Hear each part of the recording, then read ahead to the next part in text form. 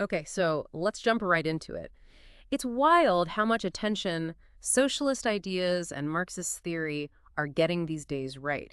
You'd think those concepts would have faded away, but they're more relevant than ever, which kind of makes you wonder why a thinker like Karl Marx, someone a lot of people try to write off as irrelevant, like he's old news still resonates so strongly today. Like, why are we still talking about him in the 21st century? It's a fascinating question, don't you think? It really is. And, this whole resurgence, it's especially interesting when we consider that Marx himself, he was really aware of how capitalism works, like how it tries to declare victory, act like it's the be-all and end-all, while simultaneously trying to make any other alternative seem completely irrelevant. It's like capitalism trying to shut down the conversation before it even starts. Don't even bother, it's saying. There's no alternative.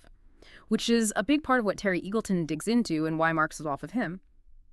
Right, the book we're diving into today, we're really going deep on this whole idea of Marx still mattering today. And it all starts, of course, with his deep, and I mean deep critique of capitalism. He was really trying to get to the core of the system, like expose its flaws and contradictions. And we can't downplay the impact of those critiques. Hmm. Marx's ideas, they didn't just stay in the classroom. They sparked revolutions, fueled social movements, and forced the world to confront the often brutal realities of unchecked capitalism. His work really became this touchstone for understanding power and inequality. Totally. You can literally draw a line from his writing to some of the most momentous events of the 20th century. But now here we are in the 21st century, and there's this whole counter-argument that goes something like, capitalism's moved on. Globalization, the internet, the whole shift from factories to services. Marx couldn't have seen any of that coming, so how can his ideas still hold water? It's like saying, well, he didn't have a smartphone, so his ideas must be as outdated as a flip phone. Right, and that's where things get really interesting. Because Marx wasn't oblivious to capitalism's ability to change and adapt. Actually, he understood how dynamic it was so well that he pretty much predicted things like globalization and the shrinking of the industrial working class. It's kind of eerie, really, how much foresight he had. Hmm. So when people say Marx is irrelevant, it's often because they haven't really grappled with just how complex and nuanced his analysis really was. Okay, so maybe dismissing him completely is a bit premature. But Eagleton, he takes this a step further, doesn't he? He tears down this whole Marx is dead narrative that's been floating around for ages. Exactly. Eagleton's argument is that this whole Marx is irrelevant thing, it's actually capitalism's way of dodging its own potential downfall. It's like a defense mechanism, Hmm. a way to avoid looking in the mirror. Think about it. If capitalism is so fantastic, why are we seeing so many people interested in alternatives? Why are they turning back to Marx for answers? It's like when someone's in a relationship and they keep saying everything's fine, but you can see the cracks forming, right? They might tell you things are great, but their actions say otherwise. And in capitalism's case, as Eagleton points out, the big question becomes, how long do we wait for it to deliver on that promise of prosperity for all? How long do we just accept this gap between the haves and the have-nots as if it's just a fact of life? And that's a question we should all be asking. And to be fair, we have to acknowledge that capitalism has produced incredible material progress in many parts of the world. I mean, the technology, the overall increase in wealth, we can't deny that. But, and this is Eagleton's challenge to us, we can't just focus on the shiny surface. We've got to dig deeper. Yeah, it's almost like that saying, too good to be true probably is. Right. And when you really look around, you see that this capitalist fairy tale where everyone's prosperous, it hasn't exactly worked out that way for everyone, has it? Which brings us to this really interesting point that Eagleton makes, a point that I think gets to the core of Marx's whole critique. He compares the existence of rich and poor to the coexistence of police and criminals. It's a really striking analogy, isn't it? And it forces you to think about how we accept these things like wealth disparity and law enforcement as just givens in our society. Like they're just facts of life, but their very existence suggests there might be something fundamentally off-kilter within the system itself. Exactly. It's like, yeah, of course we need police because there's crime, but shouldn't we be asking why is there so much crime in the first place? And in a similar way, shouldn't we be questioning why we have a system that creates such a huge gap between the rich and the poor? Without a doubt. And to really grasp that system, we've got to unpack one of Marx's most crucial and honestly often misunderstood concepts, base and superstructure. Okay, yeah, the first time I ran into that phrase, I swear I thought I was about to dive into an architecture textbook. It sounds more like a technical diagram than a revolutionary idea. I know, right? But it's a surprisingly elegant way to understand how societies work. Mm. Imagine a house. The base is like the foundation, the economic system, how goods are made and shared. And the superstructure, Well, that's everything built on top of that. Foundation laws, politics, culture, even art. It all stems from the base. So in a capitalist society, the base is all about things like private property, profits, and competition. And Marx is saying that this shapes everything in the superstructure. It's like how the foundation dictates the design of the entire house. Precisely. Marx argued that a society's ideas, beliefs, values, they're not neutral. They're heavily shaped by the economic system at their core. Our schools, the media we consume, even our religious institutions, they reflect and often reinforce the dominant values baked into that economic base. That's a pretty bold statement, and Eagleton does point out that it's often criticized for being a bit too simplistic. But even if it's not the whole picture, it's still a really useful framework for analyzing the world, wouldn't you say? Like it's a hidden code influencing so much of what we experience. Absolutely.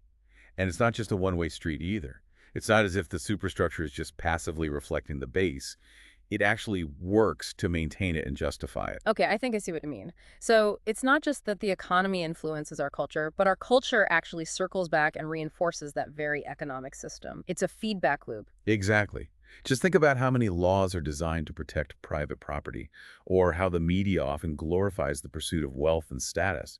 We're constantly bombarded with messages telling us that capitalism is the natural order of things, that it's inevitable the only path to success. Wow, you're right when you put it that way. It's like we're all swimming in capitalist ideology without even realizing it. And this brings us to another really important part of Marx's thinking, this idea of labor. And what I find really interesting is how Eagleton points out that when Marx talks about labor, he's not limiting it to factory work or manual labor. Right. Yeah, right. Eagleton reminds us that Marx actually had a much broader view of labor. Mm. Any human activity that transforms us and the world around us. That was labor, according to Marx. So that means things like writing poetry, making art, even raising children, these are all forms of labor. Absolutely. Because they all involve creativity. They all produce something, and they all have the potential to create something new. They tap into that fundamental human ability to shape the world. And that's where it starts to get really personal, because Marx argues that in a capitalist system, this inherent human capacity for creative labor, it gets twisted, right? We Yeah. become alienated from our work, from the stuff we produce, even from ourselves. Exactly. And Marx saw this alienation as a direct result of how capitalism disconnects us from the fruits of our labor. You work your tail off, but instead of feeling proud or fulfilled, you just feel like another cog in the machine with your hard work only benefiting someone else's profits. You know, that reminds me of something I read just the other day, this article about how so many companies are bringing back Take Your Child to Work Day. And at first glance, it's like, oh, how nice, get the kids involved in their parents' work life. But then I started thinking about it through this lens of alienation, and I wondered if instead of inspiring kids, it might actually do the opposite. Wow, that's a really astute observation. Yeah. It really highlights how pervasive this sense of alienation is, how it creeps into even the most seemingly innocent things. Something that appears to be a harmless tradition can actually be seen as normalizing the idea that our work life is separate from our personal life and that the main purpose of work is to generate profit for somebody else, not about personal fulfillment or making a positive contribution. That's such a different way of looking at it. And it makes you wonder, if we're already feeling alienated from our work under capitalism, how can we even begin to change things? How do you even start to challenge something as massive and ingrained as capitalism if you're already starting from a place of feeling disconnected and powerless? Now that is the million-dollar question, and it leads us right into another one of Marx's central arguments, his perspective on the state. So we're already feeling alienated from the work we do, and now you're telling me that the very systems we think are there to protect us might not be on our side.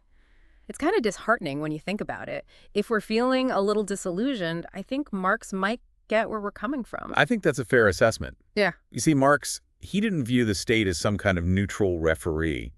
He saw it more as an instrument of class rule, a tool designed to keep the existing power structure intact. Sure, it might throw in a few policies here and there that seem to benefit other groups, but ultimately it's about maintaining the status quo. So you're saying the state, with its laws and its police and its military, it's not really there to protect everyone equally. That's how Eagleton interprets Marx's view. He'd argue that the state's primary function is to look out for the interests of the dominant economic class. Think about it. How many times have you felt like your voice, your concerns, your struggles just weren't being heard by the people in power? Like the system's rigged against you from the get-go. Oh, all the time. It's like that old saying, The law, in its majestic equality, forbids the rich as well as the poor to sleep under bridges, to beg in the streets, and to steal bread. It just highlights how absurd it is to have a system that claims to be neutral while clearly favoring those who are already privileged. Exactly. And that feeling of disconnect, that sense of being disillusioned by the political process, it directly reflects some of Marx's own criticisms. He believed that true democracy, true empowerment, couldn't exist within a system built on such deep economic inequality. So, if the state is essentially in cahoots with the capitalist class, how can we even begin to envision a different kind of future? Is that where Marx's whole idea of a classless society comes in? Right. That whole communist utopia thing? You got it. It's the idea that a future without constant class struggle, without exploitation, it's not just some pie-in-the-sky idea, but an actual possibility woven into the very contradictions of capitalism itself. Let's be real, though. That idea gets a lot of pushback. A lot of people see it as unrealistic, a utopian fantasy.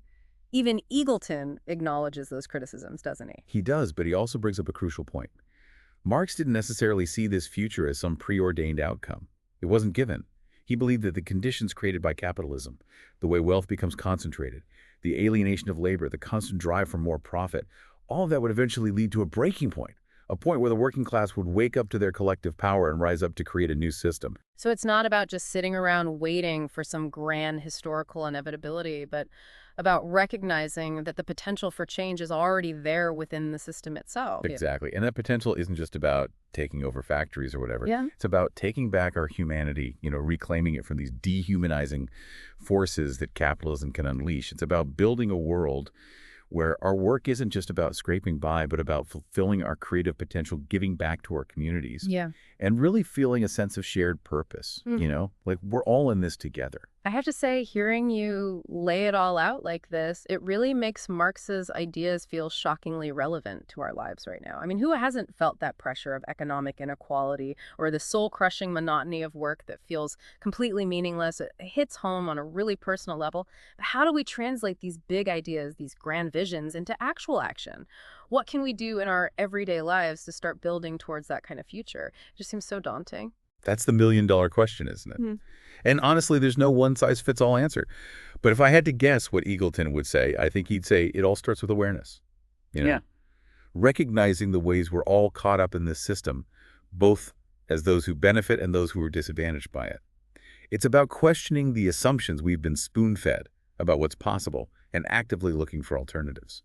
So if Marx's vision of the future is about reclaiming our humanity from these alienating forces within capitalism, how can we start doing that in our own lives right here, right now? It feels like such a huge task. It can feel overwhelming, that's for sure, but that's the thing, it can start small.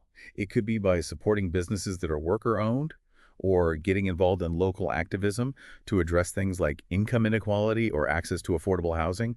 It could be as simple as being more mindful about our own choices, as consumers, as workers, as citizens. Do our choices reinforce the status quo or do they challenge it? The important thing is to just start somewhere. Start asking the tough questions. Start envisioning a different kind of world and believe that even if it's not guaranteed, a better future is within our reach. That's a powerful thought to end on. We might not have all the answers, but by grappling with these ideas, by challenging our own assumptions, and by striving for a more just and equitable world, we can, as Eagleton puts it, begin to liberate the possibilities for human flourishing that capitalism has so far kept under wraps. And who knows, maybe in the process, we'll rediscover a little bit of our own humanity along the way.